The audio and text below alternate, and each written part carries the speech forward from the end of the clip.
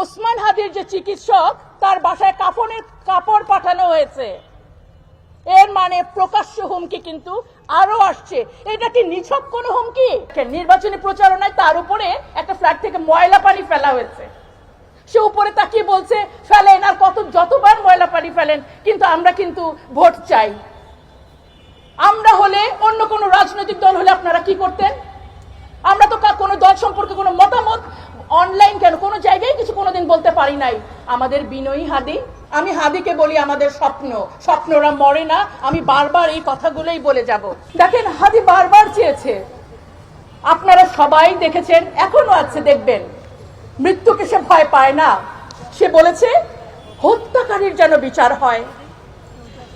আজকে যে হত্যাকারী আমরা জানতে পারি, আমরা দেখতে পাচ্ছি, সে অস্ত্র মামলায় মানে জামিন পেয়ে যায়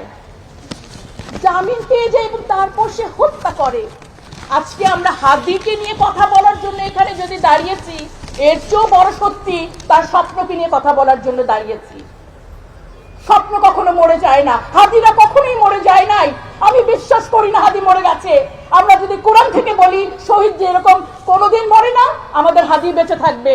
বাংলাদেশের আইন উপদেষ্টা বলছেন উনি নাকি উদ্বিগ্ন, উৎকণ্ঠিত, এবং উনাকেও মেরে ফেলা হতে পারে, এরকম ভাবে তিনি ভীত। আমরা সেই দেশে বসবাস করছি যেখানে আইন উপদেষ্টা আমাদের নিরাপত্তা তো দূরে, নিজের নিরাপত্তা নিয়ে শঙ্কিত। তারপর এটি কতটুকু কার্যকর? আদালত থেকে, বিচার ব্যবস্থা থেকে আসা অস্ত্র মামলার আসামি কোনোদিন জামিন পায়? যাদের কোনো আইনের জ্ঞান নেই তারাও জেনে রাখেন, অস্ত্র মামলার আসামি যে কোনো ভাবে জামিন পেতে পারে না। আমরা কিন্তু ফেসবুকে এবং আমরা রিপোর্টগুলো দেখেছি, বিএনপি সমর্থিত 2 আইনজীবী তাদের জামিনের ব্যবস্থা করে দিয়েছেন। আপনারা আলোচনাগুলো অবশ্যই শুনেছেন। আমাদের যে সংস্কৃতির উপদেষ্টা, আমাদের যে ফারুকী স্যার, আমরা ওনাকে সিনেমা জগতের মানুষ হিসেবেই মনে হয় বেশি ভালোবাসতাম। তার অনেক সিনেমার মধ্যে একটি হচ্ছে মেড ইন বাংলাদেশ, যেখানে উনি মানে খেলনা রিভলভার দিয়ে পুরো বাংলাদেশকে ব্ল্যাকমেল করার একটি মুভি বানিয়েছিলেন। উপদেষ্টা, আমি আপনাকেই প্রশ্ন করছি, যখন পুরো বাংলাদেশ সত্যিকার গুলির মুখে, আমাদের হাদিরা যখন মারা যাচ্ছে, আপনি উপদেষ্টা হয়ে কোন সিনেমা পরিচালকের ভূমিকায় আছেন? নাকি হাদির মতো মাদ্রাসা ব্যাকগ্রাউন্ডে তারা আপনার ছবির হিরো হতে পারে না? আমি অবশ্যই এই প্রশ্নের জবাব চাই।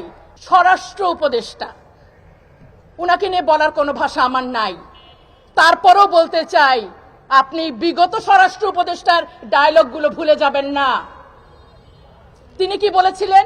একটা মরলে একটাই যায়, বাকিগুলা যায় না। দিন কিন্তু পাল্টায় আরো গেছে স্বরাষ্ট্রমন্ত্রী। আপনি কি বলেছেন?